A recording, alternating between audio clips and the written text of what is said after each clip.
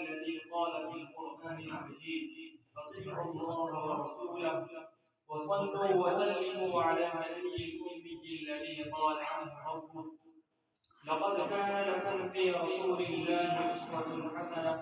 أما بعد، فأعوذ بالله من الشيطان الرجيم. بسم الله الرحمن الرحيم.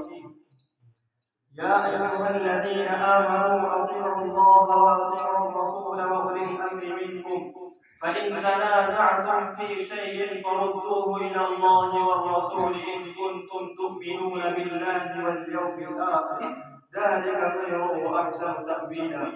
إخواني البررة، رئيس الاحتفال الموقر وزملائي في الدروس، إني في لهب واشتياق شديد إلى أن نتحدث بين أيديكم حول موضوع سيرة النبي المصطفى صلى الله عليه وسلم في أسلوب جيد وعبارات مختصرة، فالرجاء منكم جميعا أن تستمعوا إلى خطبتي.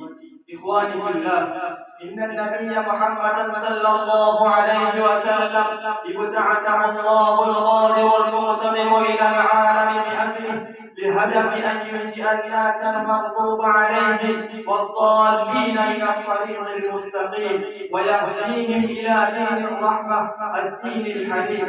والنبي الكريم صلى الله عليه وسلم هو أفضل الرسل والأنبياء عليهم ألف تحية وسلام.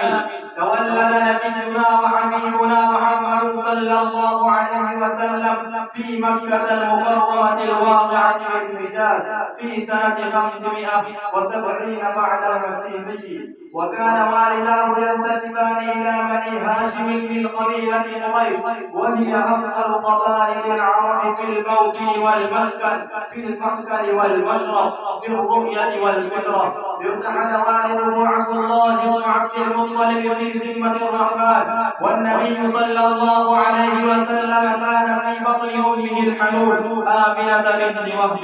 وعندما بلغ النبي صلى الله عليه وسلم السادسة من عمره انتقلت أمه أيضا إلى رحمة الله، فقام عبد المطلب بن هاشم جده بكفالة النبي صلى الله عليه وسلم. ولما بلغ 8 أعوام من سنه انتقل جده عبد المطلب أيضا إلى رحمة الله، فكفله عم النبي الكريم أبو طالب. إن الرسول الأعظم صلى الله عليه وسلم اشتغل بالرعي والتجارة حينما كان شابا طريا، وعندما بلغ 25 سنة من عمره تزوج بامرأة شهيرة في التجارة والمال، السيدة خديجة بنت خويلد رضي الله عنها وأرضاها الزهد. وكان النبي صلى الله عليه وسلم يتعبد ربه في غار حراء خارج مكة من كل عام شهرا كاملا. أنزل الله تعالى الوحي على قلب حبيبه في حراء وسنه 40 سنة كاملة، وكان ذلك في ليلة القدر التي خير من 1000 شهر، كما يقول الله جل ذكره وعلى شأنه في سورة القدر إيضاحا لهذا الأمر الجليل: إنا أنزلناه في ليلة القدر وما أدراك ما ليلة القدر، ليلة القدر خير من 1000 شهر. بعد هذا الوحي الرباني من الله تعالى بدأ النبي الكريم صلى الله عليه وسلم أن يدعو قريشا إلى دين الحق دين الإسلام، واستمر في دعوته أكثر من 10 أعوام.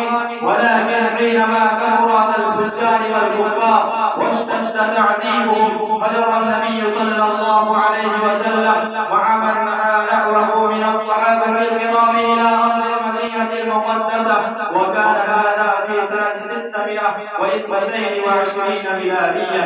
هذه الهجرة صارت سببا وعيدا لانتشار الإسلام في شبه الجزيرة العربية وفي الربع المسكون كله، وانتقل الإسلام إلينا كابرا عن كابر، فهذه نعمة الإسلام التي وصلت إلينا فنشكرها ولا نكفر. أكتفي بهذه الكلمات، والسلام عليكم ورحمة الله وبركاته. ما شاء الله. وبعد ذلك